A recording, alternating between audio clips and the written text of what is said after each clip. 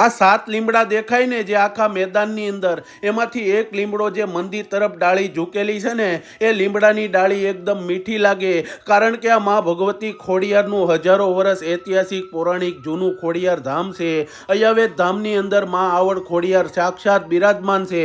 જે પણ લોકો મનની અંદર મનોકામના લઈને આવે ને, એની માં ભગવતી મનોકામના પલવારમાં પૂરી કરે. અને કહેવાય છે કે આ રા નવઘણ વખતનું એણે બાંધેલું આ મંદિર છે ને, એમના શાળા રા આદિત્ય પરમારનું અહીંયા મસ્તક કાપીને દિવાલમાં લગાવવામાં આવેલું. અને જમણી સાઈડની અંદર મંદિરમાં આખા જગતની અંદર પહેલીવાર હિન્દવા પીર પઠ્ઠા પીર બાપુના બેસણા છે.